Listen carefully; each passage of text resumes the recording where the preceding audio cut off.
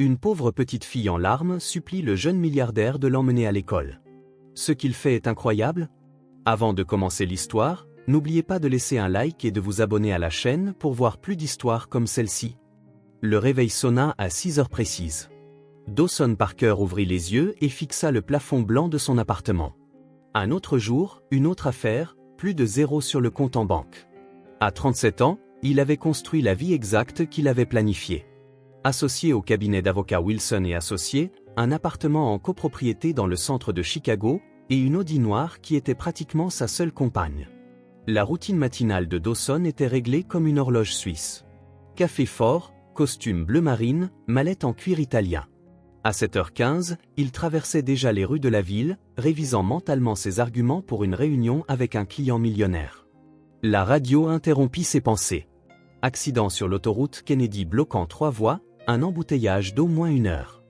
Dawson jura entre ses dents, il ne pouvait pas être en retard. Il prit un virage serré à droite, optant pour un itinéraire alternatif qu'il utilisait rarement. Les rues étaient plus étroites ici, avec des maisons simples et de petits commerces, un monde à des années-lumière de celui qu'il fréquentait. C'est alors qu'il passa devant une école publique. Des enfants entraient par les grilles, certains tenant la main de leurs parents, d'autres en petits groupes bruyants. Son regard capta quelque chose d'inhabituel. Une petite fille assise seule sur le trottoir, la tête baissée. Il ne pouvait expliquer pourquoi il ralentit. Peut-être était-ce le contraste de cette silhouette solitaire avec le mouvement joyeux qui l'entourait. Il gara la voiture quelques mètres plus loin et regarda dans le rétroviseur. La fillette restait immobile, ses petites épaules secouées par de légers soubresauts. Dawson vérifia sa montre. Il avait une réunion dans 40 minutes. Ce n'était pas ses affaires. Ce n'était pas son problème. Pourtant, il sortit de la voiture. « Est-ce que tout va bien ?» demanda-t-il, s'arrêtant à une distance respectueuse. La fillette leva son visage, encadré de cheveux blonds, des yeux d'un bleu clair maintenant rougis par les larmes. Elle ne pouvait pas avoir plus de 9 ans. Elle portait des vêtements simples, un sac à dos usé à côté d'elle. « Tu as manqué le bus scolaire ?» tenta à nouveau Dawson. Elle renifla, essuyant ses larmes avec la manche de sa veste. « Non, j'habite juste là. » Elle désigna un ensemble de vieux immeubles d'appartements de l'autre côté de la rue. « Alors pourquoi pleures-tu ici dehors ?» La fillette hésita, l'étudiant avec un regard qui semblait trop vieux pour son visage d'enfant. « Vous avez des enfants ?» La question le prit au dépourvu. « Non. Vous avez l'air gentil, dit-elle, le surprenant. Et vous avez une belle voiture. »« Merci, je suppose, » répondit Dawson, confus par la tournure que prenait la conversation. La fillette se mordit la lèvre, rassemblant son courage. « Pourriez-vous m'emmener à l'école comme un papa ?» Les mots sortirent d'un trait. « Les autres enfants se moquent de moi parce que je n'ai pas de père. Si un adulte me déposait à la porte, juste pour aujourd'hui, peut-être qu'ils arrêteraient. » La simplicité de la demande le percuta de plein fouet. Dawson plongea son regard dans les siens, y voyant une tristesse profonde, celle qu'aucun enfant ne devrait jamais porter. « Où est ta mère ?» demanda-t-il doucement. « Elle travaille. Elle part très tôt. Je marche toujours seul. » Elle ajusta son sac à dos usé. « Je m'appelle Maisie. » Dawson jeta un autre coup d'œil à sa montre. La réunion était importante. Il avait passé des semaines à la préparer. Sa carrière dépendait de ces moments. « Dawson Parker » répondit-il, tendant formellement la main. Ses petits doigts serrèrent les siens avec une confiance surprenante, et quelque chose dans ce contact innocent remua en lui une chose qu'il ne pouvait expliquer. Il sortit son téléphone et tapa un message rapide, reporter toutes les réunions du matin. Urgence personnelle. Allons-y, dit-il en rangeant son téléphone. Nous ne voulons pas que tu sois en retard. Le visage de Maisie s'illumina, comme si quelqu'un avait allumé une lumière à l'intérieur d'elle. Vraiment ? Vous allez vraiment m'emmener ? Bien sûr, c'est sur mon chemin. Ce n'était pas le cas, mais cela n'avait plus d'importance. Ils marchèrent côte à côte jusqu'à la voiture. Maisie grimpa sur le siège passager avec un soin respectueux, comme si elle entrait dans un lieu magique. « Votre voiture sent bon », commenta-t-elle en bouclant sa ceinture de sécurité. Pendant le court trajet jusqu'à l'entrée de l'école, Maisie parla sans arrêt de son cours de sciences, du livre qu'elle lisait, et de son désir d'avoir un chien un jour. Dawson écoutait, répondant par monosyllabes, mais étrangement absorbé par l'énergie innocente qui remplissait sa voiture habituellement silencieuse. Quand ils s'arrêtèrent devant l'entrée principale, des enfants et des parents s'agitaient, certains jetant des regards curieux à la voiture élégante. « Nous y sommes, dit Dawson en coupant le moteur. « Pouvez-vous m'accompagner jusqu'à la porte ?» Ses yeux supplièrent. Pour qu'il voie. Sans un mot, Dawson sortit, fit le tour de la voiture et lui ouvrit la portière. Ils traversèrent ensemble la cour de l'école. Maisie, se tenant maintenant un peu plus droite, un sourire presque imperceptible sur les lèvres. À l'entrée du bâtiment, elle s'arrêta et leva les yeux vers lui. « Merci, Monsieur Parker. Tu peux m'appeler Dawson. » Sans crier gare, Maisie s'avança, enroula ses bras autour de sa taille et lui déposa un baiser rapide sur la joue. « Vous êtes gentil, Dawson. Au revoir. » Puis elle courut à l'intérieur, disparaissant parmi les autres enfants, son sac à dos rebondissant de gauche à droite. Dawson resta là un instant, sentant la chaleur de ce câlin inattendu. Sa main toucha légèrement la joue où ses lèvres s'étaient posées, un geste si simple, si authentique. Il retourna à la voiture en silence. Il démarra le moteur mais ne partit pas tout de suite. Quelque chose avait changé en lui au cours des 20 dernières minutes. Un sentiment étrange qu'il ne pouvait nommer. En 15 ans de carrière, il avait négocié des contrats de plusieurs millions de dollars, remporté des affaires impossibles, dîné avec des juges et des politiciens. Mais jamais, absolument jamais, il n'avait ressenti ce que le simple geste d'une petite fille venait d'éveiller. Alors qu'il retournait à son bureau, l'image des yeux bleus tristes de Maisie ne quittait pas son esprit. Et bien qu'il ait essayé de se concentrer sur le travail qui l'attendait, Dawson savait que quelque chose en lui avait été touché, quelque chose qui sommeillait depuis bien trop longtemps. Le lendemain de sa rencontre avec Maisie, Dawson se réveilla avant son réveil. Il resta au lit, fixant le plafond, rejoint mentalement les événements de la veille. La petite fille blonde, ses yeux bleus pleins de tristesse, la demande inattendue. Pourquoi avait-il accepté ? Qu'est-ce qui l'avait poussé à reporter une réunion importante pour accompagner une enfant inconnue à l'école ? Il n'y avait aucune logique à cela, et Dawson Parker était un homme qui vivait selon la logique. Les jours suivants furent un exercice d'auto-persuasion. Pendant les réunions, lorsque son esprit vagabondait vers le visage de Maisie, il se forçait à revenir au présent. Pendant les déjeuners avec les clients, lorsqu'il se surprenait à se demander quelle était sa vie à ce moment-là, il se réprimandait mentalement. Un avocat à succès ne devait pas se laisser distraire par les pensées d'une petite fille quelconque. Le vendredi, 3 jours après leur rencontre, Dawson quitta le bureau à 14h30. « Des rendez-vous, Monsieur Parker ?» demanda sa secrétaire, clairement surprise. En 7 ans, il n'était jamais parti avant 18h. « Oui, quelque chose de personnel, » répondit-il sèchement, évitant son regard. Il conduisit sans destination apparente, se disant qu'il profitait simplement du trafic plus léger de l'après-midi. Quand il se retrouva dans la rue de l'école de Maisie, il se gara à quelques mètres de la grille, laissant le moteur tourner. « C'est juste par curiosité, » murmura-t-il pour lui-même, juste pour voir si elle va bien.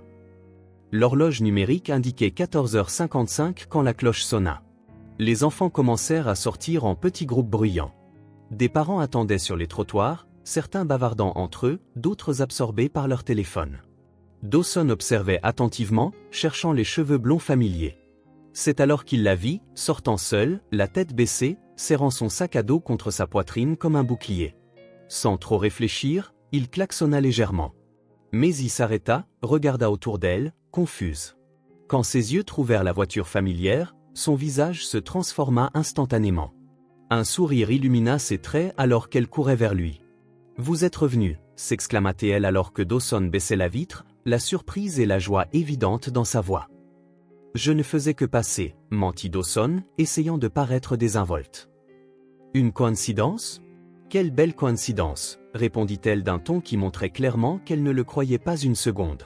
« Vous allez encore me déposer ? Si tu veux. » Maisie n'eut pas besoin d'une deuxième invitation. Elle ouvrit la portière et se glissa sur le siège passager avec le naturel de quelqu'un qui faisait cela tous les jours, et non une seule fois dans sa vie.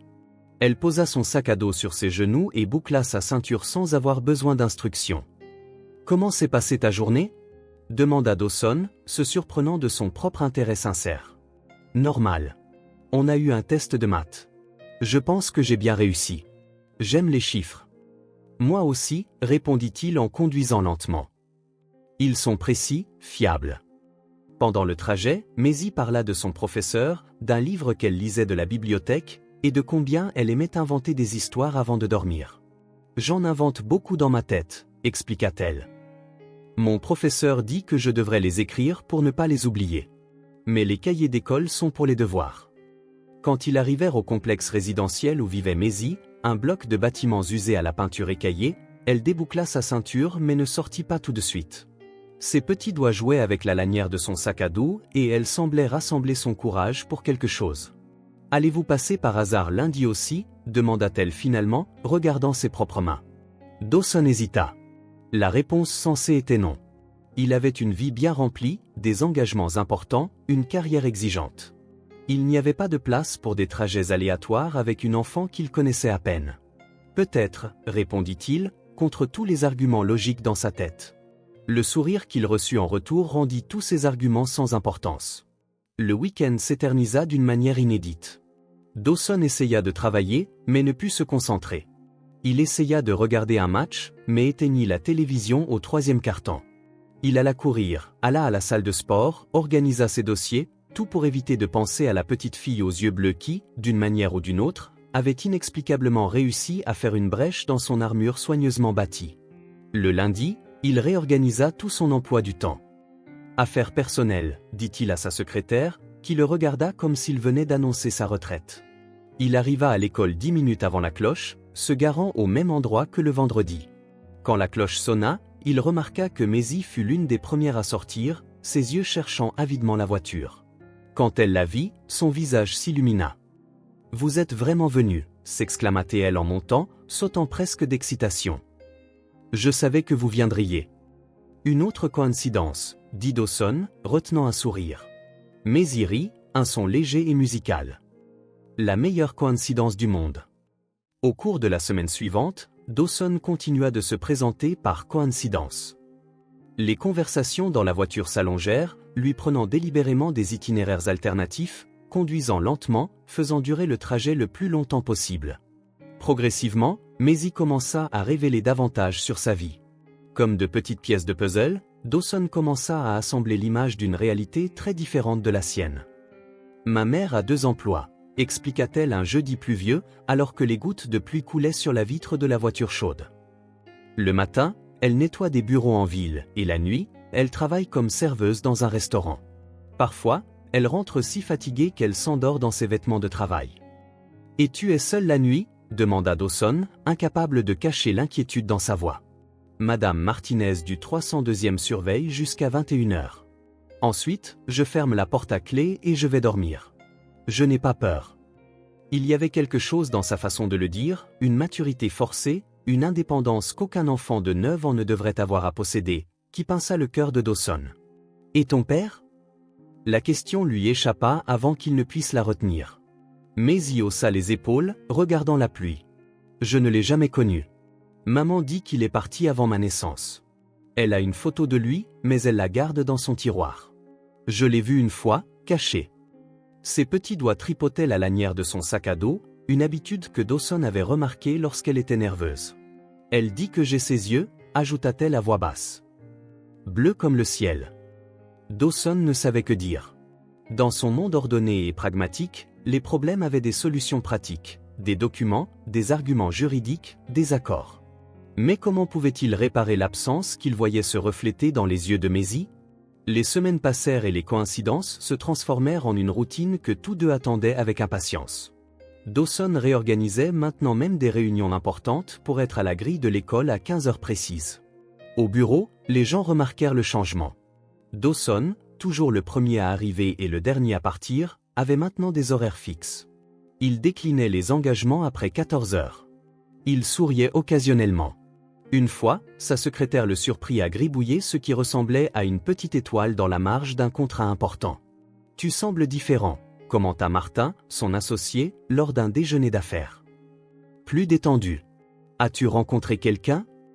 Dawson hésita, faisant tourner l'eau dans son verre. « Oui, quelqu'un de spécial. » Martin n'insista pas, supposant naturellement qu'il s'agissait d'une nouvelle petite amie. Dawson ne corrigea pas l'impression.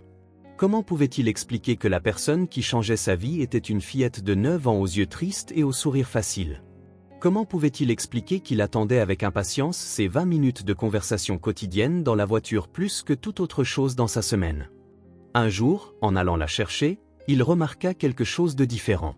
Maisie sortit en bavardant avec enthousiasme avec 2 autres filles qui regardaient curieusement la voiture élégante garée de l'autre côté de la rue. « Au revoir, Lily. »« Au revoir, Rebecca » cria-t-elle avant de courir vers Dawson. « Tu t'es fait de nouvelles amies ?» demanda-t-il alors qu'elle montait, bouclant automatiquement sa ceinture. Maisie hocha la tête, posant son sac à dos sur ses genoux. Elles m'ont invité à la fête d'anniversaire de Lily samedi. Il y aura une piscine et tout. C'est super, répondit Dawson, sincèrement heureux pour elle. Maisie regarda par la fenêtre un moment, pensive, un petit sourire jouant sur ses lèvres. Elles sont gentilles maintenant, dit-elle soudainement. Elles n'étaient pas très gentilles avant. Qu'est-ce qui a changé? Elle enroula une mèche de cheveux blonds autour de son doigt, comme elle le faisait quand elle était un peu embarrassée. Maintenant, personne ne se moque plus de moi. Ils pensent que tu es mon père. Dawson faillit freiner brusquement. Un mélange d'émotions le submergea, surprise, panique et une étrange satisfaction qu'il ne pouvait expliquer. Je veux dire, je ne leur ai pas dit ça, ajouta rapidement Maisie, remarquant sa réaction. Ils l'ont juste pensé tout seul. Parce que tu viens toujours me chercher dans cette voiture cool et que tu portes des vêtements d'avocat importants. Et tu ne les as pas corrigés, observa Dawson, incapable de cacher un léger ton d'amusement.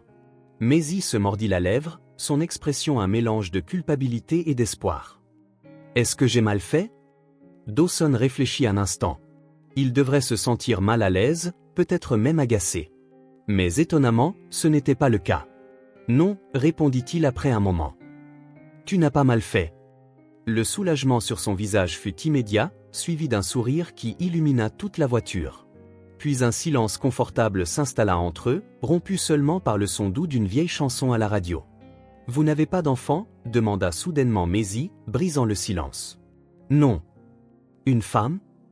Dawson secoua la tête, tournant dans une rue familière. « Non, je suis seul. » Maisie l'étudia avec ses yeux bleus perçants, trop sage pour son âge. « Mais vous n'avez pas l'air seul quand vous êtes avec moi. » La simplicité de l'observation le frappa comme une révélation. C'était vrai. Pour la première fois depuis des années, peut-être pour la première fois de sa vie d'adulte, il ne se sentait pas seul. Dans les jours qui suivirent, Dawson réalisa à quel point sa vie changeait. Les clients remarquèrent qu'il était moins rigide dans les négociations, plus ouvert aux compromis. Sa secrétaire commenta qu'il n'avait pas travaillé le week-end dernier, une première en 7 ans. Son appartement, autrefois une vitrine de design minimaliste, avait maintenant un dessin coloré d'une fleur collée sur le réfrigérateur, un cadeau de Maisie quand elle découvrit que sa maison n'avait même pas de couleur. Il remarqua aussi des changements chez Maisie. Elle souriait plus, parlait avec plus de confiance. Elle ne baissait plus la tête en sortant de l'école. Elle avait des amis maintenant, de petites victoires qu'il célébrait en silence. Un vendredi, en se rendant à l'école, il passa devant une librairie. Il se souvint que Maisie avait mentionné qu'elle aimait écrire des histoires, mais n'avait nulle part où les conserver. Sans trop réfléchir, il se gara et entra. Il en sortit 15 minutes plus tard avec un paquet emballé dans du papier coloré avec de petites étoiles argentées. Pendant tout le trajet jusqu'à l'école, il ressentit une anxiété presque enfantine, imaginant la réaction de Maisie. Quand elle monta dans la voiture, elle remarqua immédiatement le paquet sur la banquette arrière. « Qu'est-ce que c'est » demanda-t-elle, les yeux écarquillés de curiosité. « Quelque chose dont tu as dit que tu avais envie » répondit Dawson, essayant de paraître désinvolte. « Un petit cadeau. »« Pour moi ? Vraiment ?» La surprise dans sa voix fit réaliser à Dawson que les cadeaux n'étaient pas courants dans sa vie. « Bien sûr. Tu peux l'ouvrir. » Maisie prit le paquet avec révérence, comme si c'était quelque chose d'extrêmement fragile. Elle le déballa soigneusement, essayant de ne pas déchirer le papier. Un autre signe révélateur d'un enfant qui ne recevait pas beaucoup de cadeaux. Quand elle ouvrit enfin la boîte, ses yeux s'écarquillèrent. À l'intérieur se trouvait un journal intime à couverture rigide d'un bleu ciel avec de petits papillons argentés en relief et une minuscule serrure dorée sur le côté. À côté, il y avait un étui de stylo coloré. « Un journal intime » s'exclama-t-elle, passant ses doigts sur la couverture douce. « Un journal intime rien que pour moi. Pour tes histoires, » expliqua Dawson, surpris par la chaleur qu'il ressentit dans sa poitrine en voyant sa réaction. J'ai pensé que tu aimerais un endroit spécial pour les garder. C'est le plus beau que j'ai jamais vu, dit Maisie, l'ouvrant soigneusement pour révéler les pages blanches. Regarde, il a même une petite clé. Pour garder tes secrets en sécurité. Maisie le regarda, ses yeux brillant d'une manière qui fit battre le cœur de Dawson. Un mélange de gratitude et de quelque chose de plus profond qu'il ne pouvait nommer. Personne ne m'a jamais offert un cadeau comme celui-ci, dit-elle doucement. Eh bien, tu le mérites. Je peux vous faire un câlin ?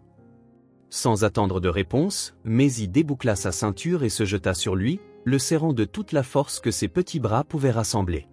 Dawson, d'abord raide par le contact inattendu, se détendit lentement et lui rendit son étreinte. « Merci, Dawson, murmura-t-elle contre son épaule. Vous êtes la meilleure coïncidence qui me soit jamais arrivée. Quelque chose de chaud et d'inconnu parcourut le corps de Dawson. Une émotion qu'il n'avait pas ressentie depuis si longtemps qu'il avait presque oublié ce que c'était. Quand Maisie retourna à son siège, ses yeux brillaient encore d'émotion. Elle tenait le journal contre sa poitrine comme un trésor. « Je vais écrire tous les jours, » promit-elle solennellement, en commençant par notre histoire. À ce moment, quelque chose se solidifia à l'intérieur de Dawson. Une certitude que ces coïncidences quotidiennes n'étaient plus suffisantes. Il voulait faire plus pour Maisie. Il voulait voir ce sourire plus souvent. « Tu sais, » dit-il en l'aidant à reboucler sa ceinture, « je pensais que peut-être demain, si ta mère le permet, nous pourrions aller prendre un goûter quelque part de sympa et tu pourrais commencer à écrire tes histoires dans ton nouveau journal. » Le visage de Maisie s'illumina comme si quelqu'un avait allumé toutes les lumières de Noël en même temps.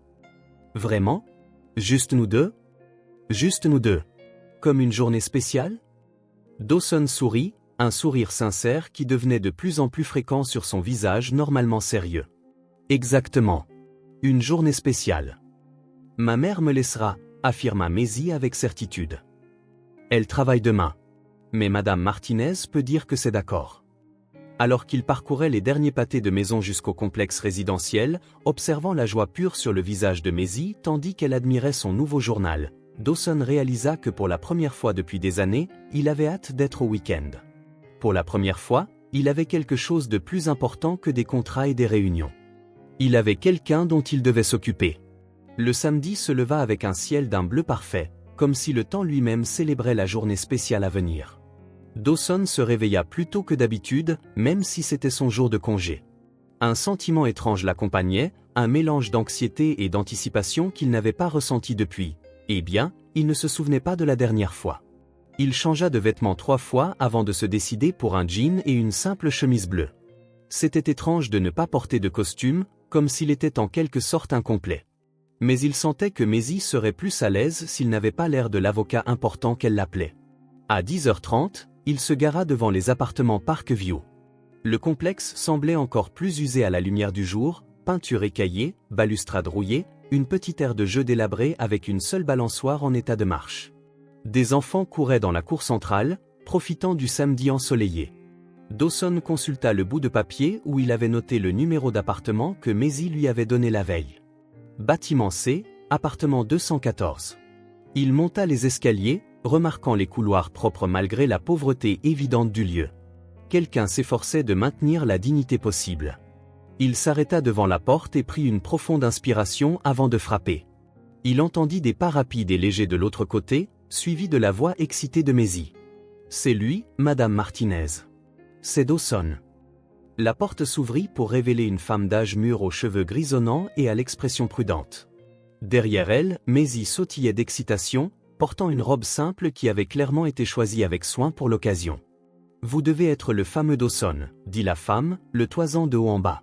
« Maisie ne parle que de vous depuis des semaines. »« Enchanté de vous rencontrer, » répondit-il en tendant formellement la main. Madame Martinez lui serra la main avec une fermeté surprenante. « Elena a dû travailler aujourd'hui.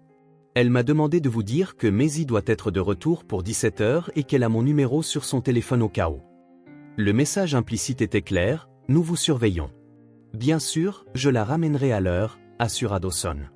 Maisie passa devant Madame Martinez comme un éclair, portant un petit sac à main violet. « Je suis prête. J'ai apporté mon nouveau journal pour écrire plus tard. »« Sois sage, jeune fille, » avertit Madame Martinez, mais avec un sourire affectueux. Puis, baissant la voix vers Dawson, Elle était si excitée qu'elle a à peine dormi. Prenez bien soin d'elle. Je vous le promets, répondit-il sérieusement. Sur le chemin de la voiture, Maisie rebondissait à côté de Dawson, parlant sans arrêt. Où allons-nous? On peut aller au parc? Il y a un manège et des balançoires. Et Madame Martinez m'a laissé prendre 5 $ de ma tirelire pour acheter une glace. Dawson sourit en lui ouvrant la portière. J'ai de meilleurs plans que ça, et garde ton argent. Aujourd'hui, c'est pour moi.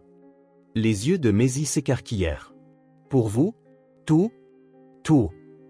Elle monta dans la voiture avec un sourire si grand que Dawson sentit quelque chose se serrer dans sa poitrine. Quand quelqu'un avait-il été si sincèrement heureux en sa présence pour la dernière fois? D'abord, annonça-t-il en démarrant le moteur, nous allons déjeuner. Je connais un endroit avec les meilleurs hamburgers de la ville. Des hamburgers? Cria presque Maisie d'excitation. Avec des frites et un milkshake si tu veux. Elle se pencha en arrière sur son siège, le regardant avec une admiration pure. Ça va être la meilleure journée de tous les temps. Le Burger Palace n'était pas le genre d'établissement que Dawson fréquentait habituellement. Ses repas se déroulaient généralement dans des restaurants gastronomiques avec des clients ou seul dans son appartement. Mais l'endroit avait une réputation légendaire en ville, et la file d'attente à l'extérieur le confirmait. Il y a beaucoup de monde, observa Maisie, tenant la main de Dawson alors qu'ils approchaient. On va attendre longtemps? En fait, répondit-il avec un sourire complice, j'ai fait une réservation. Ses yeux s'écarquillèrent. On peut faire ça dans un restaurant de hamburgers? Quand on connaît le propriétaire, on peut. Robert, le propriétaire, était un ancien client que Dawson avait aidé avec des problèmes juridiques des années auparavant. Quand ils entrèrent, il les salua personnellement, les guidant vers une table d'angle près de la fenêtre, décorée d'un petit vase de fleurs. « Votre table spéciale, Monsieur Parker », dit Robert avec un clin d'œil à Maisie. « Et qui est cette jeune demoiselle ?» Maisie, répondit-elle en tendant la main comme elle avait vu Dawson le faire plus tôt. « Enchanté de vous rencontrer. » Robert rit, charmé par sa formalité. « Le plaisir est pour moi, Maisie. Tout ami de Monsieur Parker mérite notre meilleur traitement. » Après le départ de Robert, Maisie chuchota, « Il vous appelle monsieur. Vous devez être vraiment important. » Pas si important, répondit Dawson, se sentant étrangement mal à l'aise avec son admiration. Je l'ai juste aidé avec de la paperasse une fois. Quand les hamburgers arrivèrent, énormes, juteux, accompagnés de montagnes de frites et de milkshake dans de grands verres, les yeux de Maisie semblaient sur le point de sortir de leurs orbites. C'est le plus gros hamburger que j'ai jamais vu de ma vie, s'exclama-t-elle, regardant le sandwich qui faisait presque la taille de son visage. Alors, tu penses pouvoir tout manger? La taquina Dawson. Maisie plissa les yeux, acceptant le défi. Bien sûr que je peux. Je suis plus forte que j'en ai l'air. Dawson rit, un son que même lui reconnut comme rare. Je n'en doute pas. Ils mangèrent au milieu de conversations et de rires. Maisie lui parla de son école, d'un livre qu'elle lisait de la bibliothèque, et de son désir d'apprendre à faire du vélo un jour. Dawson écoutait avec un intérêt sincère, posant des questions, riant de ses blagues innocentes. À un moment donné, il se rendit compte qu'il parlait de sa propre enfance, quelque chose qu'il mentionnait rarement à quiconque. Il lui parla de son amour pour la construction de modèles réduits d'avions quand il était enfant, de son chien Max qui s'enfuyait chaque fois que la porte était laissée ouverte, de l'arbre dans son jardin où il avait construit une cabane. « Vous aviez une cabane dans un arbre ?» demanda Maisie, impressionnée. « C'est trop cool. C'était comment ? » Rien de très sophistiqué, juste quelques planches clouées ensemble et un toit de fortune. Mais pour moi, c'était un château. Vous l'avez encore ? Dawson secoua la tête. Non, cette maison a été vendue il y a longtemps. Vous avez des photos ?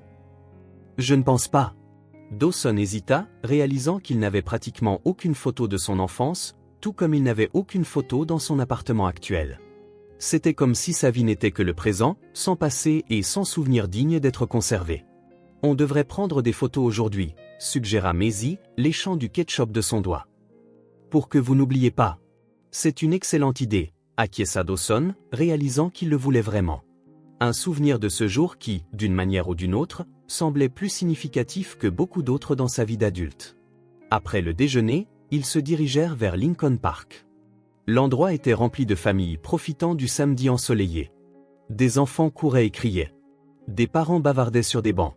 Des couples se promenaient main dans la main. Allons d'abord sur le manège, supplia Maisie, tirant Dawson par la main.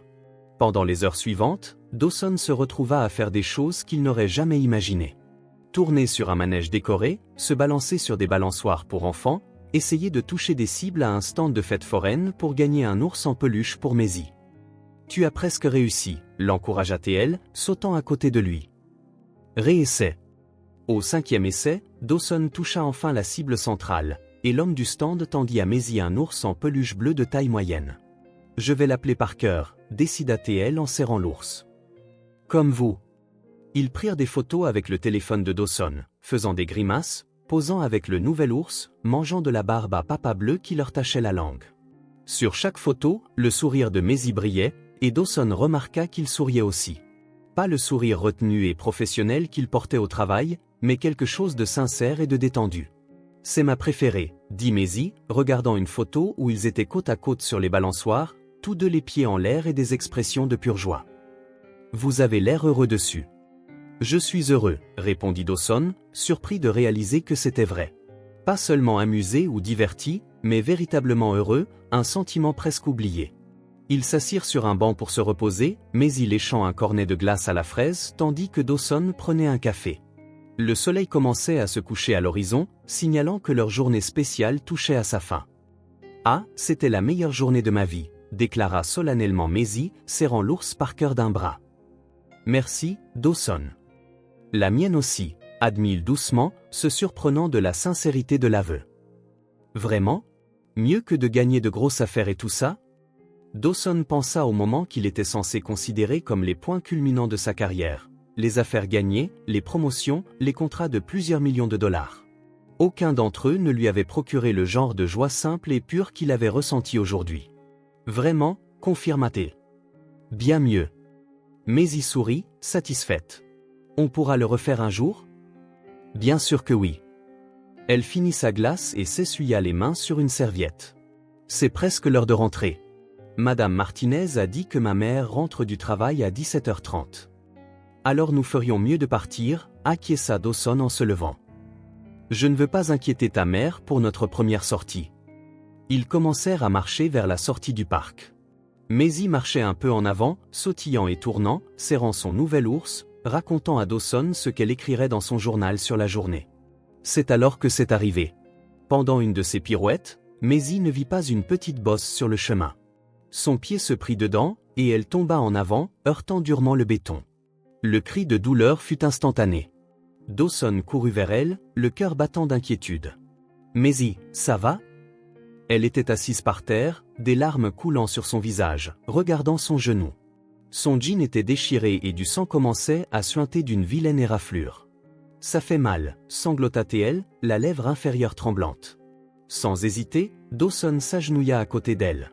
« Laisse-moi voir. » Il examina soigneusement la plaie. Elle n'était pas profonde, mais le genou était méchamment éraflé et saignait. « Ça va aller », l'assura-t-il, sortant un mouchoir propre de sa poche. « Nettoyons ça. » Doucement, il tamponna le sang du mieux qu'il put. Maisie sanglotait doucement, essayant d'être courageuse. « Je suis désolé d'avoir gâché notre journée », marmonna-t-elle entre ses larmes. « Tu n'as rien gâché du tout », répondit Dawson fermement. « Les accidents arrivent. L'important, c'est que ce n'est pas grave. » Quand il eut fini de nettoyer la plaie, il remarqua que Maisie tremblait encore un peu, à la fois de douleur et de choc. « Voilà ce qu'on va faire, » dit-il en rangeant le mouchoir taché. « Je vais te porter jusqu'à la voiture. On s'arrêtera à une pharmacie pour des pansements, et ensuite on ira chez toi. D'accord ?» Elle hocha la tête, reniflant encore. Dawson ramassa l'ours qui était tombé par terre, le lui tendit, puis la souleva dans ses bras, faisant attention à ne pas blesser son genou. Maisie passa automatiquement ses bras autour de son cou, posant sa tête sur son épaule. « Vous êtes fort », commenta-t-elle doucement. « Et tu es courageuse », répondit-il. Beaucoup d'enfants pleuraient bien plus. Je ne veux pas être un bébé. Pleurer quand on a mal, ce n'est pas être un bébé. C'est être humain. Sur le chemin de la voiture, Maisie se détendit dans ses bras, sa peur initiale passant. Dawson sentit le petit corps chaud et dense contre lui, la confiance implicite dans la façon dont elle s'abandonnait à ses soins. C'était un sentiment étrange, protecteur, puissant, et en même temps extrêmement vulnérable. Après un arrêt rapide à la pharmacie, où Dawson acheta non seulement des pansements, mais aussi de l'antiseptique, de la pommade antibiotique et un paquet de bonbons gélifiés pour aider à la guérison, ils arrivèrent aux appartements Parkview à 17 heures précises. « Tu peux marcher » demanda-t-il en garant la voiture. Maisie hocha la tête. « Ça ne fait plus aussi mal maintenant. Ça pique juste un peu. » Malgré tout, Dawson la porta à nouveau pour monter les escaliers, portant également le sac de la pharmacie et l'ours. Quand ils atteignirent l'appartement 214, une surprise les attendait. La porte fut ouverte non pas par Madame Martinez, mais par une jeune femme à l'expression fatiguée et méfiante. « Maman » s'exclama Maisie. « Tu es déjà rentrée. » La femme, Helena, regarda de Maisie à Dawson, ses yeux marron foncé évaluant rapidement la situation. Elle était jolie, malgré les cernes profonds sous ses yeux et ses cheveux bruns attachés négligemment. Elle ne pouvait pas avoir plus de 30 ans. « Qu'est-il arrivé » demanda-t-elle, sa voix un mélange d'inquiétude et de suspicion. « Je suis tombée au parc et je me suis éraflé le genou » expliqua Maisie alors que Dawson la posait délicatement. « Dawson m'a aidé et a acheté plein de médicaments.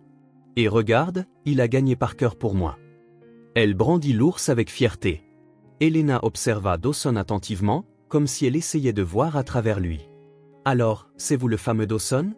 Dawson Parker, se présenta-t-il formellement en tendant la main. « Je suis avocat. J'ai rencontré Maisie par hasard et, eh bien, nous sommes devenus amis. » Helena lui serra brièvement la main.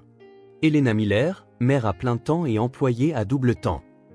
Il y avait une pointe d'amertume dans son ton, rapidement remplacée par l'inquiétude alors qu'elle examinait le genou de Maisie. « Allons soigner ça, ma chérie. J'ai apporté quelque chose qui pourrait t'aider, » proposa Dawson, lui tendant le sac de la pharmacie. Helena parut surprise par le contenu. « C'est très gentil. Merci. »« C'était mon plaisir, » répondit-il sincèrement. Maisie est une fille incroyable. Quelque chose sur le visage d'Helena s'adoucit un peu. « Oui, elle l'est. » Puis, à Maisie, « Va te laver ce genou dans la salle de bain pendant que je parle à Monsieur Parker. » « D'accord ?»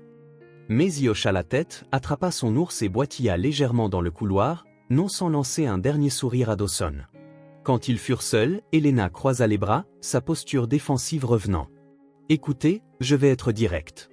Je ne sais pas exactement ce qui se passe ici, mais Maisie est tout ce que j'ai. Elle a 9 ans, elle est innocente et trop confiante. »« Je comprends votre inquiétude, » répondit calmement Dawson. « Je n'avais vraiment rien prévu de tout cela.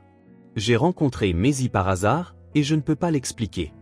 Elle a quelque chose de spécial. » Helena l'étudia un moment, comme si elle essayait de décider si elle pouvait lui faire confiance. « Je suis tombée enceinte à 17 ans, » dit-elle finalement, la voix basse. Son père n'a jamais voulu être impliqué. Il a disparu dès que je lui ai annoncé. J'ai dû abandonner le lycée, trouver des emplois, l'élever seule. Je fais ce que je peux pour qu'elle ait une éducation, un avenir meilleur que le mien. Dawson hocha la tête, touché par sa franchise brute. « Ce n'est pas facile, » continua Helena en se frottant le cou, lasse. « Elle a besoin de choses que je ne peux pas lui donner. Du temps, de l'attention, des sorties, mais j'essaie de mon mieux chaque jour. »« Vous faites un travail incroyable, » dit sincèrement Dawson. « Maisie est polie, intelligente, gentille. Cela vient de vous. » Helena sourit légèrement, le premier sourire depuis qu'elle avait ouvert la porte. « Merci. Elle vous aime beaucoup, vous savez. Je ne l'ai jamais vue aussi enthousiaste à propos de quelqu'un. » À ce moment, Dawson vit au-delà de la fatigue et de la méfiance initiale, il vit une jeune femme portant un poids énorme seule, sacrifiant tout pour sa fille. Il vit la solitude dans ses yeux, similaire à celle qu'il voyait dans ceux de Maisie et qu'il reconnaissait en lui-même quand il se regardait dans le miroir. « Si cela ne vous dérange pas, » dit-il en hésitant, « j'aimerais continuer à être l'ami de Maisie. Peut-être aider d'une manière ou d'une autre, sans dépasser les limites, bien sûr. » Helena l'étudia à nouveau, comme si elle cherchait un motif caché. Finalement, elle hocha légèrement la tête. « On verra. Un pas à la fois. » C'était plus que ce que Dawson avait espéré. « Bien sûr, je comprends parfaitement. » Maisie revint de la salle de bain, le genou propre mais toujours rouge. « Vous partez déjà, Dawson ? » ?»« Oui, mais je reviendrai un autre jour si ta mère le permet. » Maisie regarda Helena avec espoir, qui esquissa un petit sourire. « On verra. Maintenant, remercie Monsieur Parker pour la journée. » Merci pour tout, dit Maisie en le serrant impulsivement dans ses bras. C'était la meilleure journée de tous les temps. En quittant le petit appartement, Dawson sentit quelque chose se former en lui. Un désir de faire plus, d'être plus, de combler un vide qu'il n'avait jamais clairement perçu jusqu'à ce qu'il rencontre Maisie et maintenant Elena. Ce n'est qu'en arrivant à sa voiture qu'il réalisa que cela avait vraiment été la meilleure journée dont il pouvait se souvenir depuis très, très longtemps. Les semaines qui suivirent la sortie au parc apportèrent une nouvelle routine dans la vie de Dawson.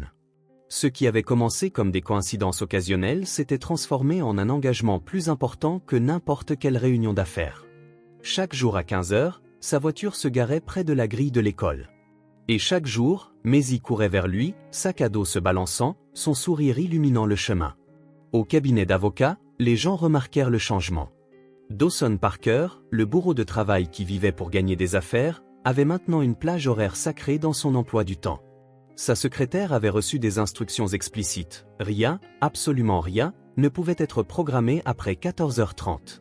Pas même l'affaire Petrachem de plusieurs millions de dollars qu'il convoitait depuis si longtemps. Tout va bien, Parker, demanda son associé Martin un après-midi, le trouvant en train de ranger des documents à 14h15. Tu pars tôt tous les jours. Jamais mieux, répondit Dawson avec une tranquillité qui les surprit tous les deux. C'était vrai. Quelque chose changeait en lui, comme la glace qui fond après un long hiver.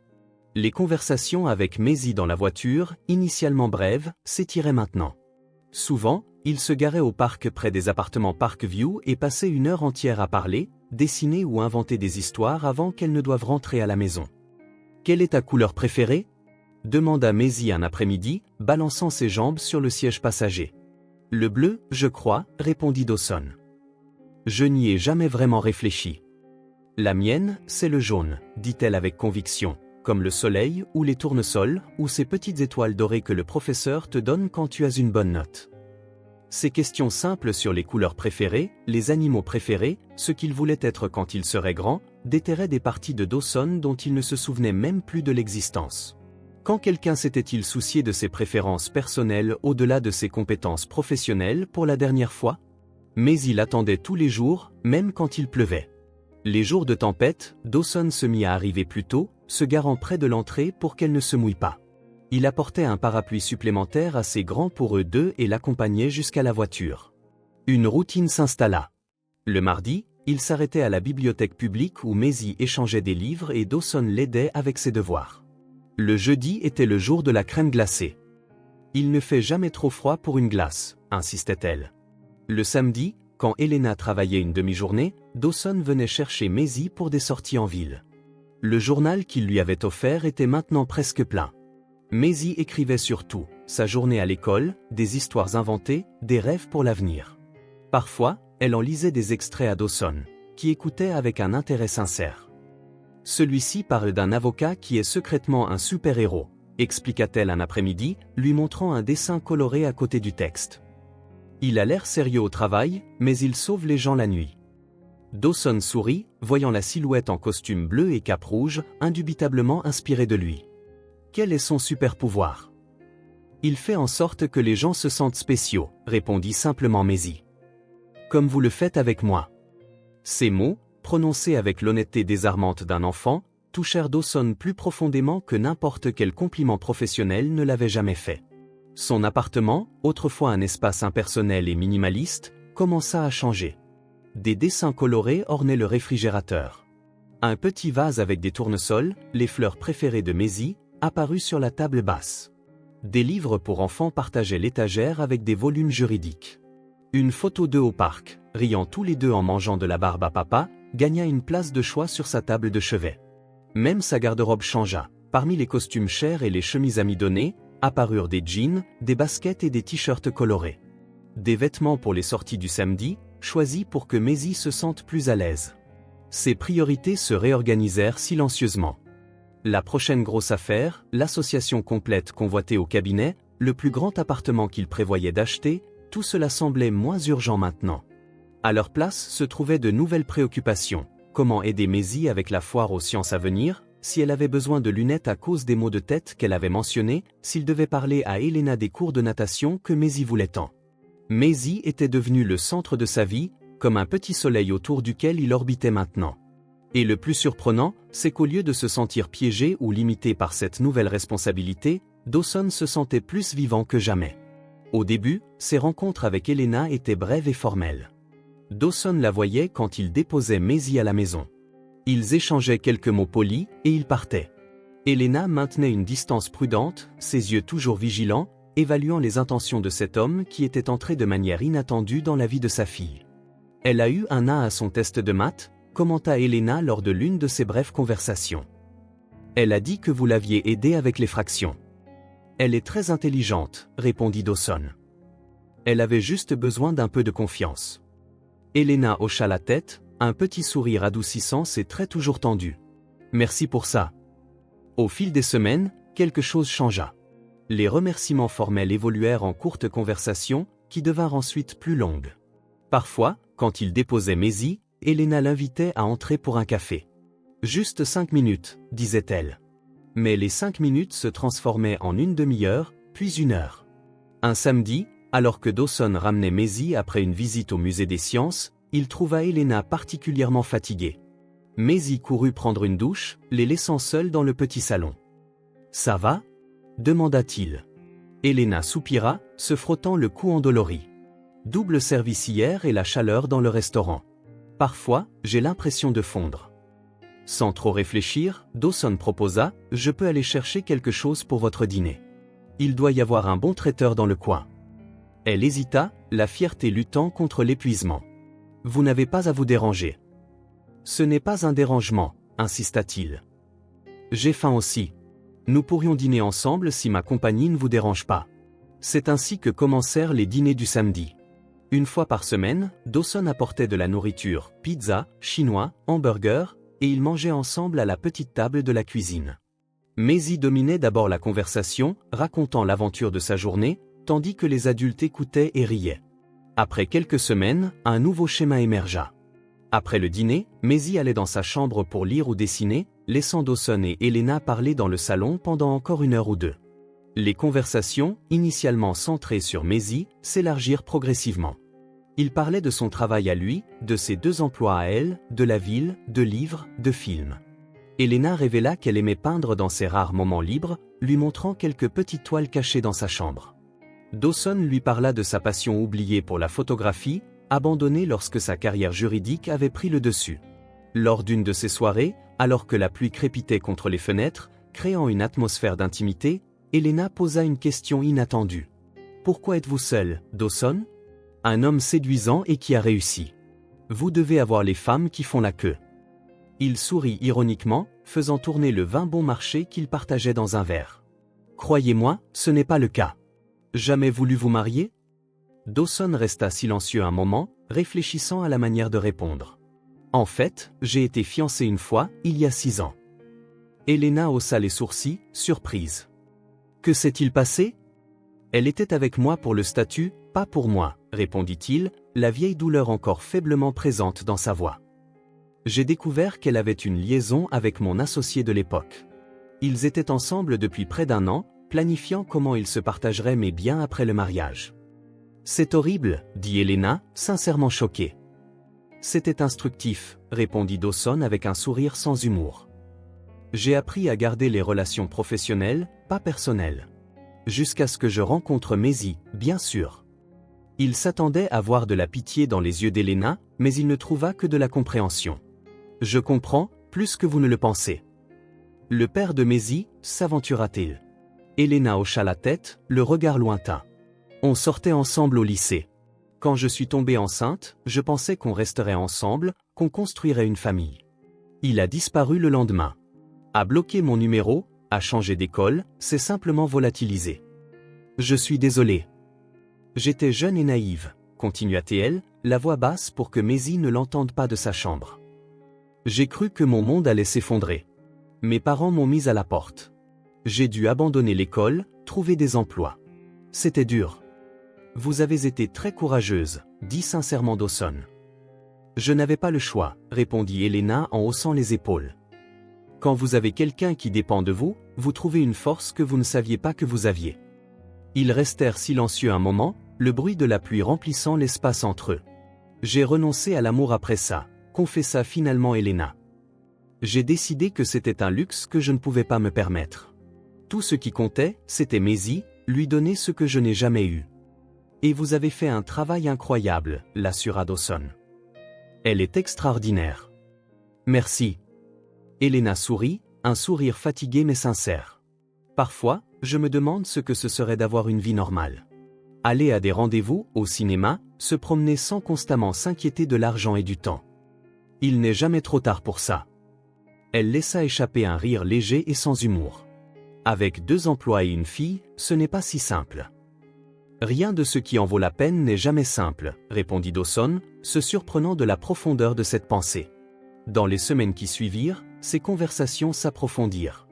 Ils partagèrent des peurs, des rêves abandonnés, de petites victoires et de grandes déceptions. Ils parlèrent de leurs parents, les siens distants et soucieux des apparences, les siens religieux et inflexibles. Ils discutèrent des livres qu'ils avaient lus, des films qu'ils voulaient voir, des endroits qu'ils rêvaient de visiter. Un soir, Elena confessa, « Vous savez ce qui est étrange ? Je vous dis des choses que je n'ai jamais dites à personne, pas même à ma thérapeute, à l'époque où je pouvais me permettre quelques séances. C'est peut-être parce que nous ne nous sommes pas rencontrés dans des circonstances normales, suggéra Dawson. Que nous n'avons pas à prétendre être quelqu'un que nous ne sommes pas. Ou peut-être que c'est parce que vous écoutez vraiment, répondit-elle en le regardant dans les yeux. Vous n'attendez pas simplement votre tour pour parler. Il y avait quelque chose de nouveau entre eux. Une compréhension silencieuse, une connexion basée non pas sur l'attirance physique, bien qu'elle existât, non dite mais présente, mais sur une reconnaissance mutuelle. 2 adultes blessés, chacun à sa manière, qui avaient trouvé en Maisie un point de contact inattendu et à travers elle, un chemin l'un vers l'autre. Un soir, après que Maisie se fut endormie, Elena demanda ce qu'elle pensait depuis des semaines. « Pourquoi faites-vous tout ça, Dawson ? Les sorties, les cadeaux, le temps. Qu'est-ce que vous y gagnez ?» La question aurait pu sembler offensante, mais elle ne l'était pas. C'était une curiosité sincère, peut-être même un besoin de comprendre quelque chose qui semblait trop beau pour être vrai. Dawson réfléchit un instant, cherchant la réponse la plus honnête. Avant de rencontrer Maisie, je ne faisais qu'exister. Je travaillais, dormais, mangeais, et je recommençais. J'avais le succès professionnel, l'argent, le respect, et un vide que je ne réalisais même pas être là jusqu'à ce qu'elle le comble. Elena hocha la tête, comprenant parfaitement. Elle m'a donné quelque chose dont je ne savais pas que j'avais besoin, continua-t-il. Un but, de la joie simple.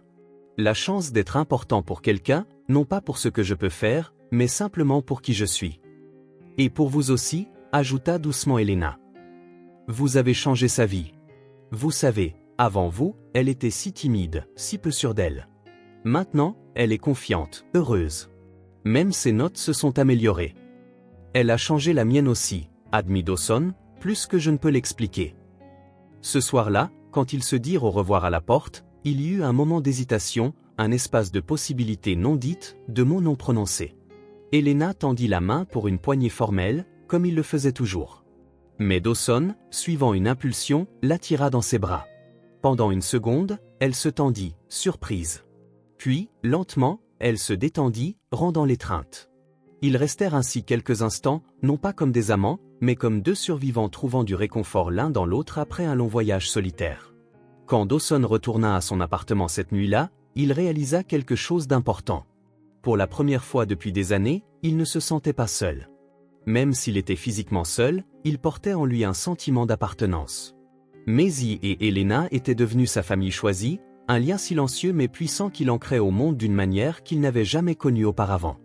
Et bien qu'aucun des 3 n'eût le courage de nommer ce qui se passait, quelque chose de nouveau grandissait entre eux. Quelque chose qui avait le potentiel de guérir de vieilles blessures et de créer de nouvelles possibilités. L'automne arriva, peignant les arbres de la ville dans des tons de rouge et d'or. 3 mois s'étaient écoulés depuis le jour au parc où Dawson avait rencontré Elena. Ce qui avait commencé comme des visites occasionnelles s'était transformé en une présence constante. Sans que personne ne s'en rende compte exactement, Dawson était devenu partie intégrante de la routine quotidienne du petit appartement du complexe Parkview. Du lundi au vendredi matin, il se présentait à 7h15, apportant du café et des bagels frais. « Je passais juste devant la boulangerie », disait-il toujours, même si la boulangerie était complètement en dehors de son chemin pour se rendre au bureau. Mais il attendait déjà dans son uniforme scolaire impeccable, ses cheveux blonds soigneusement peignés. Il lui tendait un chocolat chaud tandis qu'Elena buvait son café, se dépêchant pour ne pas être en retard au travail. « Tu viens me chercher aujourd'hui » demandait Maisie chaque jour, même si elle connaissait la réponse. « Je serai là à 15 heures précises », garantissait Dawson, ajustant la cravate que Maisie insistait pour redresser même quand elle était déjà parfaitement alignée. L'après-midi, après l'école, la routine continuait. Goûter, devoir à la table de la cuisine, puis jeu ou lecture jusqu'à l'arrivée d'Elena de son premier travail. Les jours où elle avait un double service, Dawson préparait le dîner, ou plutôt essayait de le préparer. Ses compétences culinaires étaient limitées, mais elle s'améliorait à chaque tentative désastreuse qui faisait rire Maisie à s'en couper le souffle. « Je ne pense pas que les spaghettis soient censés être collés comme ça », commenta-t-elle une fois, observant les pâtes qui ressemblaient plus à une sculpture abstraite. « C'est une nouvelle recette », se défendit Dawson avec une dignité feinte. Des spaghettis architecturaux. Il riait et commandait une pizza, comme il le faisait toujours lorsque ses expériences culinaires tournaient mal. Ces petites routines, ces simples moments de partage construisaient quelque chose qu'aucun d'eux n'avait prévu. Progressivement, de petits changements apparurent dans l'appartement. La vieille télévision qui tombait toujours en panne fut remplacée par une neuve. Elle était en solde, justifia Dawson quand Elena le questionna. Le réfrigérateur toujours vide était maintenant maintenu approvisionné. Le robinet qui fuyait dans la salle de bain, que le propriétaire ignorait depuis des mois, fut réparé un samedi pluvieux où Dawson se présenta avec une boîte à outils et la détermination de résoudre le problème.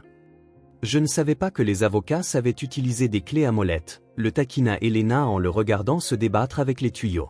« Nous avons de nombreux talents cachés », répondit-il, de l'eau dégoulinant sur son visage. Malheureusement, la plomberie n'en fait pas partie. Ils finirent par appeler un professionnel, mais le geste ne passa pas inaperçu. Tout comme ne passèrent pas inaperçus les factures payées qu'Elena trouvait occasionnellement, les frais de scolarité en retard, le plan d'assurance maladie qu'ils avaient presque annulé, la facture d'électricité impayée. « Je ne peux pas accepter ça, » dit-elle la première fois, essayant de lui rendre l'argent. « Ce n'est pas de la charité, » répondit simplement Dawson. « C'est la famille. » Le mot resta en suspens entre eux, non remis en question, incontesté, comme s'il était naturel, comme s'il en avait toujours été ainsi. Les samedis soirs, auparavant réservés uniquement au dîner, s'étendirent à des séances de cinéma dans le petit salon.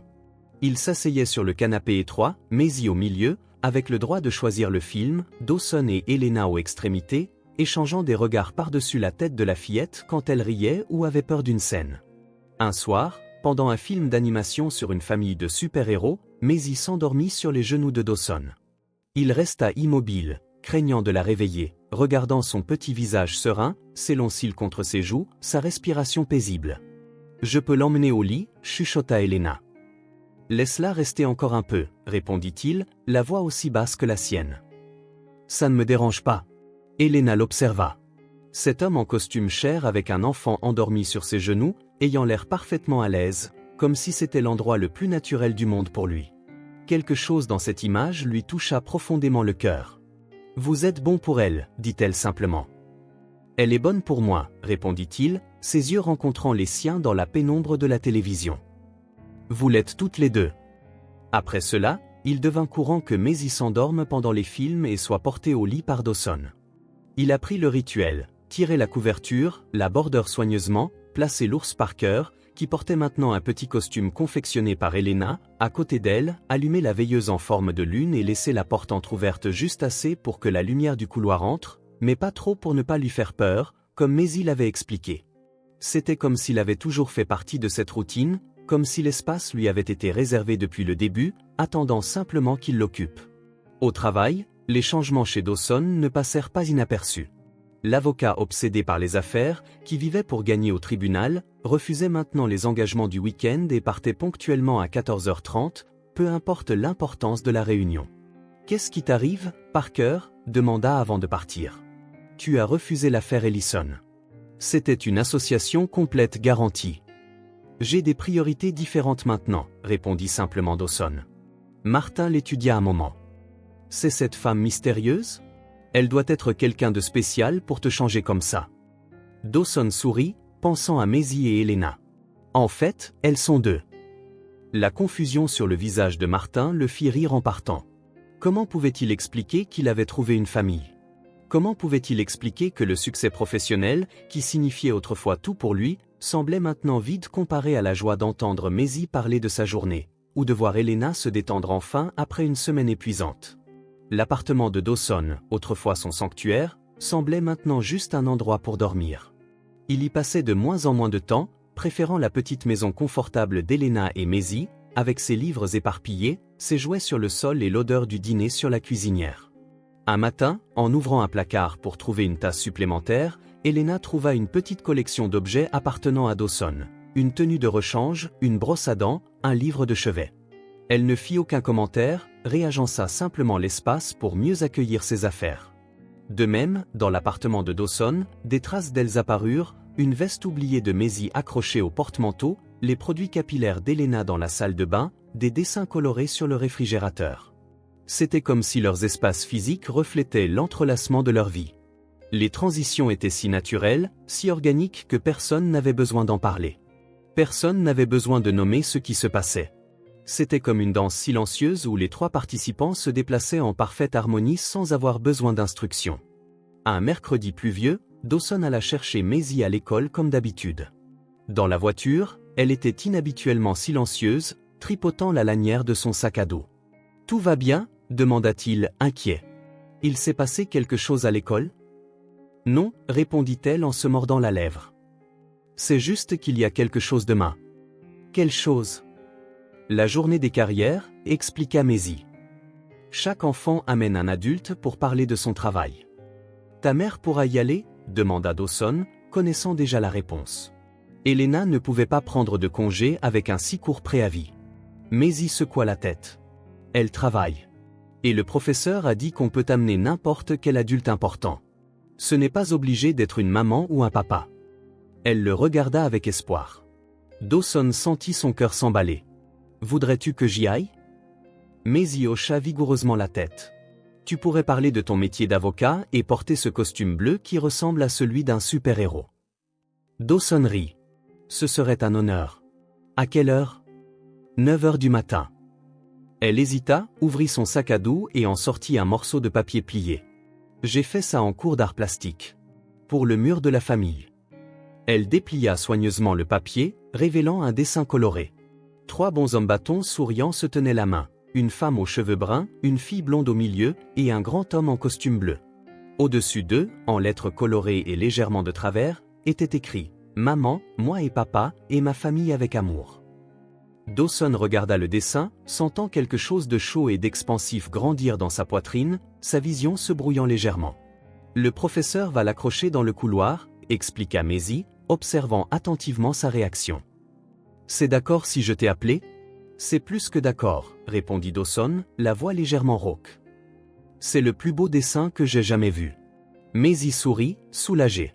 « Je pensais que peut-être tu n'aimerais pas. »« Pourquoi je n'aimerais pas ?»« Parce que... » Elle hésita, cherchant les mots. « Parce que ce n'est pas réel. »« Pas encore. » Ces simples mots, « pas encore », résonnèrent dans l'esprit de Dawson pour le reste de la journée. Pas encore. Comme si ce n'était qu'une question de temps, comme si le destin avait déjà été scellé, attendant simplement qu'il l'accepte. Ce soir-là, après que Maisie se fut endormie, Dawson et Elena s'assirent sur le petit balcon de l'appartement. La pluie avait cessé, laissant l'air frais et pur. Ils partagèrent une bouteille de vin bon marché dans des tasses à café, parlant à voix basse sous le ciel étoilé. « Elle m'a montré le dessin », commenta Elena en regardant Dawson. « Qu'est-ce que tu en as pensé ?»« Honnêtement, c'était le meilleur moment de ma journée, admit-il. Peut-être de ma vie. » Elena sourit, ses yeux reflétant les lumières de la ville. « Elle t'adore, tu sais. Je n'ai jamais vu Maisie s'attacher à quelqu'un comme ça. Le sentiment est mutuel. » Ils restèrent silencieux un moment, profitant simplement de la nuit et de la présence de l'autre. Il y avait une paix dans ces moments partagés que Dawson n'avait jamais trouvé nulle part ailleurs. « Alors, tu y vas demain, à la journée des carrières ?» demanda Elena. « Bien sûr.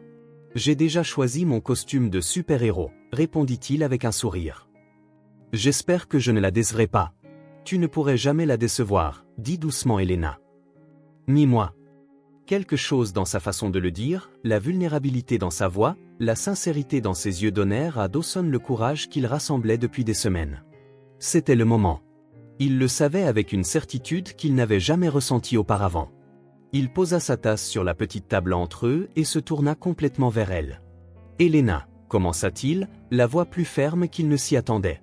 « J'ai besoin de te dire quelque chose. » Elle hocha la tête, attendant. « Au cours des derniers mois, je me suis attaché à vous deux d'une manière que je n'aurais jamais cru possible, » continua-t-il, les mots coulant naturellement. « Vous avez tout changé dans ma vie. Avant de rencontrer Maisie ce jour-là à l'école, je ne faisais qu'exister. Je travaillais, mangeais, dormais. Je ne vivais pas vraiment. » Elena le regardait attentivement, ses yeux ne quittant jamais les siens. « Après ma fiancée, après cette trahison, je me suis promis de ne plus jamais aimer personne, qu'il était plus sûr d'être seul, » confessa Dawson. « Mais vous deux, vous m'avez montré que c'est possible, que ça vaut à nouveau la peine de prendre le risque. » Il prit une profonde inspiration, rassemblant son courage pour les mots suivants.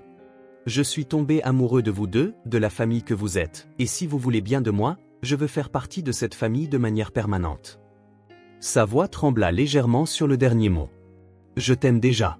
Je veux être le père de Maisie pour de vrai. Je veux être avec toi tous les jours, non pas comme un visiteur, mais comme un partenaire, un compagnon.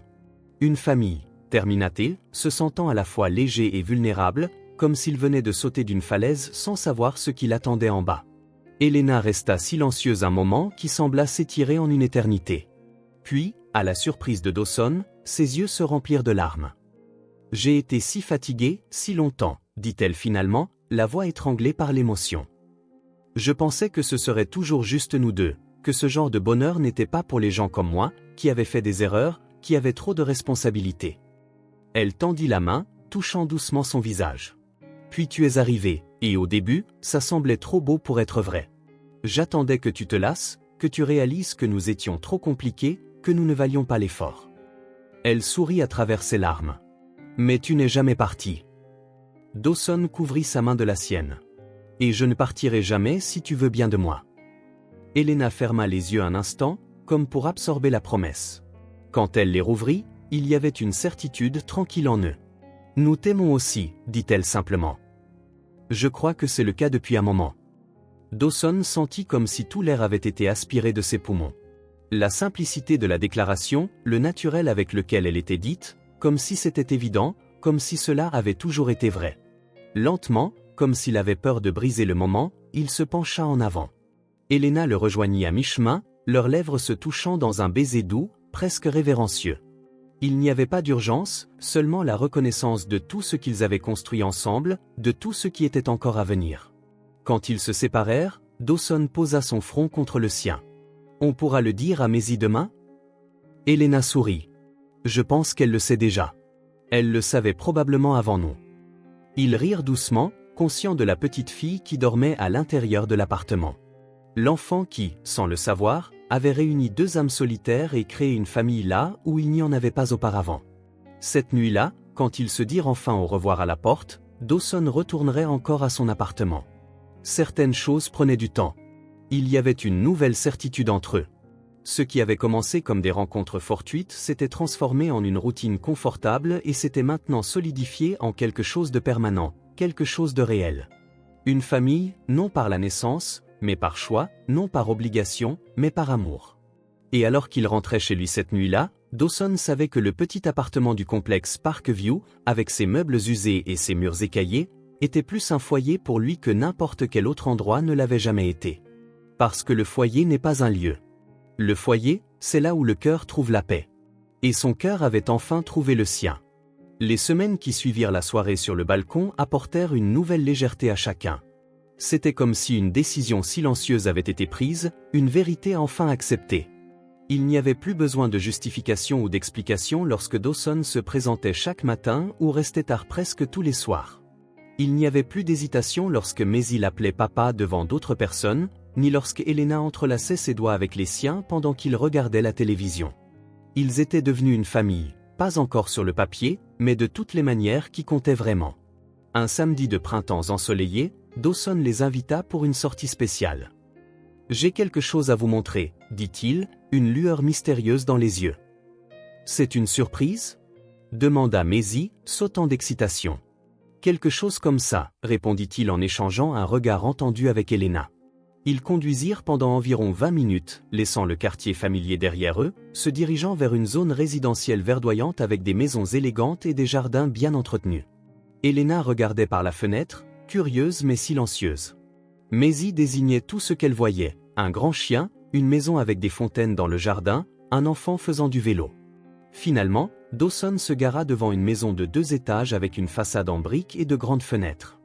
Elle n'était pas ostensiblement luxueuse, mais elle respirait le confort et la solidité.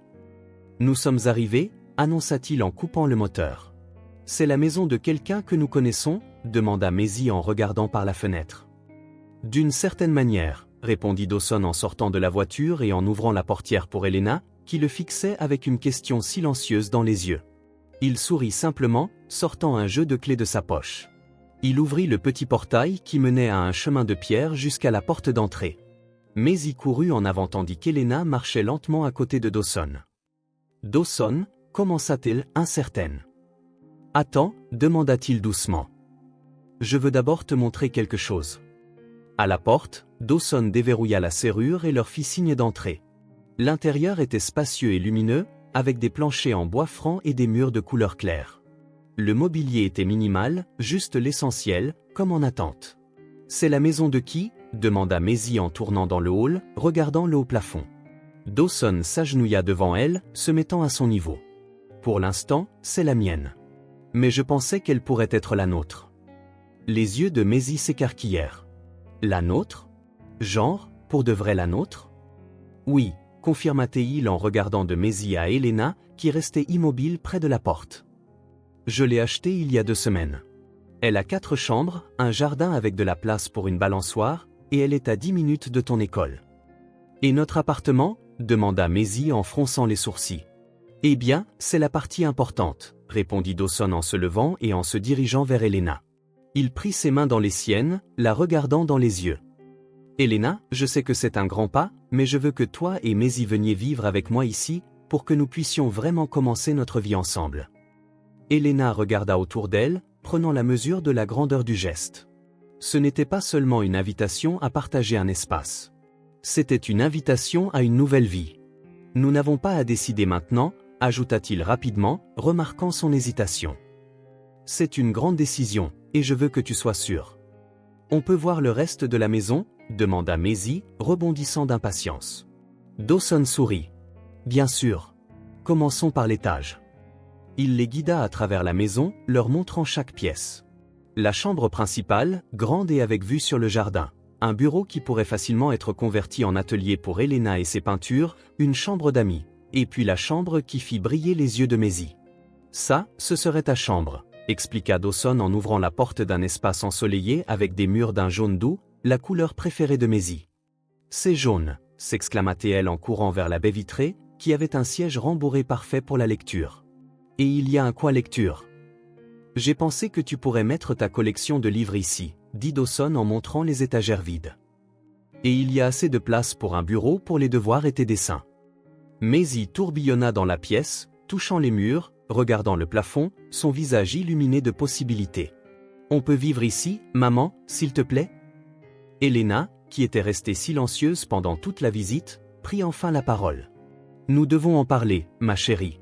C'est une grande décision. »« Et si on explorait le jardin ?» suggéra Dawson, sentant le besoin d'Elena de tout assimiler. « Il y a un arbre parfait pour une cabane. »« Une cabane dans les arbres ?» L'excitation de Maisie ne pouvait être contenue. « Comme celle que tu avais quand tu étais petit ?»« Exactement. » confirma-t-il en souriant en la regardant dévaler les escaliers. Dans le jardin, tandis que Maisie examinait l'arbre et planifiait à voix haute où elle mettrait chaque partie de la future cabane, Dawson et Elena s'assirent sur un banc à l'ombre. « C'est trop, n'est-ce pas ?» demanda-t-il en regardant son profil. Elena soupira. « C'est parfait. Et un peu effrayant. »« Pourquoi ?»« Parce que, » hésita-t-elle, cherchant les mots, « ça a toujours été juste nous deux, luttant pour tout. Vivant dans des endroits qui n'étaient jamais vraiment les nôtres, travaillant à des emplois qui payaient à peine les factures. Et même, ça. » Elle fit un geste vers la maison. « On dirait un rêve. Et j'ai peur de me réveiller. » Dawson lui prit la main, entrelaçant ses doigts dans les siens.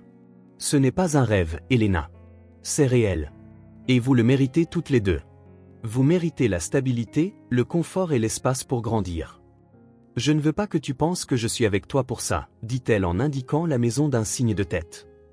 Je sais que ce n'est pas le cas, répondit-il fermement. Je t'ai rencontré quand tu vivais dans un appartement avec des tuyaux qui fuyaient et que tu avais 2 emplois. Si je voulais quelqu'un d'intéressé par l'argent, je n'aurais pas choisi une femme qui a refusé mon aide financière pendant des semaines. Cela lui arracha un petit sourire. J'étais têtu, n'est-ce pas? Glorieusement têtu, acquiesça-t-il en l'embrassant sur le front. C'est l'une des choses que j'aime chez toi. Ils restèrent silencieux un moment, regardant Maisie essayer de grimper au tronc de l'arbre, déterminée à atteindre la première branche. Nous n'avons pas à décider aujourd'hui, répéta Dawson. La maison est à nous quand nous serons prêts. Elena se tourna vers lui, les yeux humides mais déterminés. Nous sommes prêts. Tu es sûr? Elle hocha la tête. Je n'ai jamais été plus sûr de quoi que ce soit dans ma vie. Le déménagement eut lieu 2 semaines plus tard, un samedi ensoleillé. Il n'y avait pas grand-chose à transporter du petit appartement. Quelques meubles à valeur sentimentale, des vêtements, des livres, les peintures d'Elena, les jouets et collections de Maisie. Dawson engagea une entreprise, mais s'assura d'aider, portant des cartons, organisant, veillant à ce que tout trouve sa place dans la nouvelle maison. Des amis du bureau vinrent aider. Martha, maintenant au courant de la femme mystérieuse et de sa fille, apporta des sandwichs et des boissons pour tout le monde. Madame Martinez, qui avait pleuré en apprenant le déménagement, se présenta avec une plante pour porter chance à la nouvelle maison. Même le professeur de Maisie vint, apportant un cadeau de pendaison de crémaillère. À la fin de la journée, épuisés mais heureux, ils s'assirent tous les 3 sur le canapé du salon, maintenant rempli de cartons étiquetés et de meubles en position temporaire. « Je pense qu'il nous faut une pizza », déclara Dawson, passant son bras autour des épaules d'Elena. « Et de la glace », ajouta Maisie, s'asseyant entre eux. « Pizza et glace, alors », acquiesça Elena en leur souriant. « Notre premier repas à la maison. »« À la maison ». Les mots flottaient dans l'air, chargés de sens. Pas seulement un endroit où vivre, mais un foyer. Quelque chose que les 3, chacun à sa manière, cherchaient depuis si longtemps. Dans les semaines qui suivirent, la maison prit vie. Ce qui était autrefois un espace élégant mais impersonnel se transforma en un foyer vibrant. L'atelier d'Elena se remplit bientôt de toiles colorées. Elle avait finalement accepté de réduire ses heures au restaurant pour consacrer plus de temps à la peinture, une chose sur laquelle Dawson avait insisté. La cuisine, rarement utilisée lorsque Dawson vivait seul, dégageait maintenant des arômes constants. Les dîners en famille devinrent un rituel sacré, avec Maisie racontant avec enthousiasme sa journée à l'école, Dawson partageant des histoires de cas intéressants, omettant les détails plus complexes, et Elena parlant de ses nouvelles peintures. La chambre de Maisie se transforma en son petit royaume, des livres sur les étagères, le journal bleu à une place d'honneur sur son bureau, des dessins couvrant un mur entier que Dawson avait spécialement désigné comme sa galerie d'art. L'ours Parker avait sa propre place sur le lit, portant maintenant un véritable costume miniature que Dawson avait fait faire spécialement. Les week-ends étaient remplis de sorties, de films, de pique-niques dans le parc. Parfois, il restait simplement à la maison. Dawson construisant lentement la cabane promise, Elena peignant dans le jardin, Maisie lisant dans son coin de fenêtre spécial. Un dimanche après-midi tranquille, environ un mois après le déménagement, Dawson réfléchit à la transformation de sa vie. La maison, autrefois si silencieuse qu'il pouvait entendre les horloges, pulsait maintenant de vie. Il y avait des jouets sur le sol du salon, des dessins sur la porte du réfrigérateur, des photographies sur les murs, non plus des décorations impersonnelles choisies par un architecte d'intérieur, mais de vrais souvenirs, des moments capturés de bonheur authentique. Il était dans son bureau en train de réviser des documents quand il entendit des pas rapides dans le couloir. « Papa, viens voir mon dessin. » La voix de Maisie résonna dans la maison, claire et excitée. « Papa !» Le mot le frappa comme il le faisait toujours, un mélange de surprise, de joie et d'une responsabilité qui, au lieu de l'alourdir, le soulevait. Dawson se figea une seconde, son stylo planant au-dessus du papier. Puis, lentement, un sourire se répandit sur son visage. Pas le sourire retenu et professionnel qu'il utilisait au tribunal, mais quelque chose de plus profond, de plus vrai. Un sourire qui venait d'un endroit de son cœur qu'il ne savait même pas exister avant que Maisie et Elena n'entrent dans sa vie. « J'arrive », répondit-il en se levant de sa chaise. Il trouva Maisie dans sa chambre, à genoux sur le sol devant une grande feuille de papier, des crayons de couleur éparpillés autour. Le dessin montrait 3 personnages se tenant la main devant une maison qui ressemblait beaucoup à la leur. C'est pour le concours de l'école, expliqua-t-elle en levant les yeux vers lui avec ses yeux bleus expressifs. Le thème, c'est ma famille. Dawson s'agenouilla à côté d'elle, examinant le dessin. C'est magnifique, Maisie. Je n'ai pas encore fini, dit-elle en prenant un crayon jaune. Il manque le soleil, et je veux dessiner par cœur aussi. Je pense que tu vas gagner la première place, déclara Dawson avec le plus grand sérieux. Maisie sourit, mais son expression devint ensuite sérieuse. Je peux te demander quelque chose? Bien sûr, n'importe quoi. Elle se mordit la lèvre, hésitante. À l'école, des enfants m'ont demandé si tu es mon vrai papa, parce qu'on n'a pas le même nom de famille et parce que je n'ai pas tes yeux ni tes cheveux. Dawson sentit un serrement dans sa poitrine. C'était une conversation qu'il savait qu'ils auraient un jour, mais il ne s'y attendait pas si tôt. Qu'est-ce que tu as dit? Demanda-t-il doucement. J'ai dit que tu es mon vrai papa parce que tu m'aimes et que tu prends soin de moi, et c'est ce que font les papas. Elle le regarda, incertaine. J'ai bien répondu? Dawson dut ravaler la boule qui se formait dans sa gorge. Tu as parfaitement répondu, parce que c'est la vérité. Il se leva brusquement. Attends ici. J'ai quelque chose pour toi. J'allais le garder pour ton anniversaire, mais je pense que c'est le bon moment. Il partit rapidement, revenant quelques minutes plus tard avec une petite boîte bleue dans les mains. Il s'assit par terre à côté de Maisie, qui regardait curieusement le paquet. Ouvre-le, l'encouragea-t-il. Soigneusement, Maisie défit le ruban et ouvrit la boîte. À l'intérieur, sur un coussin de velours, reposait un délicat bracelet en argent. Elle le souleva délicatement, examinant la petite plaque qui portait une inscription gravée, choisie avec amour. C'est magnifique, murmura Maisie en passant son doigt sur les mots. Dawson prit le bracelet et l'attacha soigneusement à son poignet. Puis, la regardant droit dans les yeux, il dit, « Maisie, je veux que tu saches quelque chose de très important. » Sa voix était douce mais ferme. La famille, ce n'est pas seulement une question de sang, d'ADN ou d'avoir les mêmes yeux. La famille, c'est une question d'amour, de choix et d'engagement. Il prit ses petites mains dans les siennes. Tu es ma fille parce que je t'ai choisie de tout mon cœur, et chaque jour, je remercie ma bonne étoile de t'avoir trouvée ce matin-là à l'école. Les yeux de Maisie brillaient de larmes non versées. Sans un mot, elle se jeta dans ses bras, « Je t'ai choisi aussi, papa », murmura-t-elle contre son épaule. Dès le premier jour. Dawson la serra en retour, fermant les yeux pour retenir ses propres larmes. À ce moment, il sentit une présence et ouvrit les yeux pour voir Elena debout dans l'embrasure de la porte, observant la scène. Elle ne dit rien. Elle n'en avait pas besoin. Son visage disait tout, les yeux larmoyants, le sourire doux. Ses mains jointes sur son cœur, comme pour essayer de contenir toutes les émotions qui débordaient. Sans mots, elle communiqua tout ce qui comptait, l'amour qu'ils avaient construit, la famille qu'ils avaient créée, le foyer qu'ils avaient tous enfin trouvé. Dawson tendit un bras, l'invitant à se joindre au câlin. Elena s'approcha, s'agenouillant à côté d'eux, complétant le cercle, les trois ensemble, comme il se devait. Dans ce moment silencieux et parfait, Dawson sut qu'il avait trouvé quelque chose qu'aucun succès professionnel ne pourrait offrir, qu'aucune somme d'argent ne pourrait acheter. Il avait trouvé son but, sa place dans le monde. Il avait trouvé sa famille, non par accident ou par naissance, mais par choix, le choix le plus important qu'il ait jamais fait. Et en tenant les deux personnes les plus importantes de sa vie, il ressentit une certitude absolue. Ce n'était que le début. Le début d'une vie ensemble, de souvenirs à créer, d'amour à partager. Un nouveau départ. 6 mois s'étaient écoulés depuis qu'Elena et Maisie avaient emménagé dans la maison de Dawson. Les saisons avaient changé, apportant les pluies d'automne, la neige de l'hiver et enfin les fleurs du printemps. Mais certaines choses restaient constantes, comme la routine qui s'était installée dans la maison en briques de Maple Street. Chaque matin, Dawson se réveillait à la chaleur d'Elena à ses côtés, une chose qui le surprenait encore après des années de solitude. Il préparait le café pendant qu'elle emballait le déjeuner de Maisie. C'était une danse synchronisée qu'ils avaient perfectionnée avec le temps. « Il est temps de se lever, marmotte », disait-il en ouvrant les rideaux jaunes de la chambre de Maisie. « La journée t'attend. »« Encore 5 minutes », répondait-elle toujours en se cachant sous les couvertures.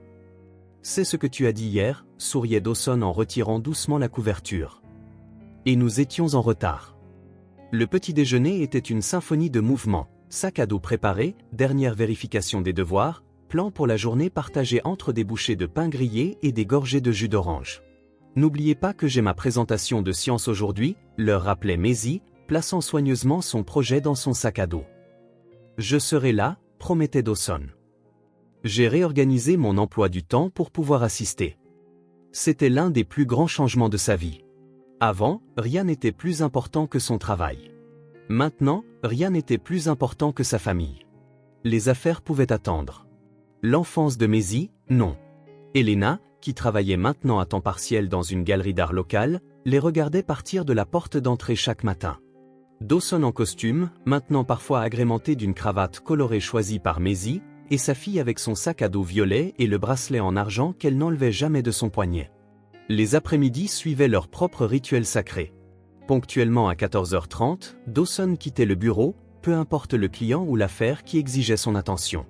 Son associé, Martin, avait cessé de le questionner des mois auparavant.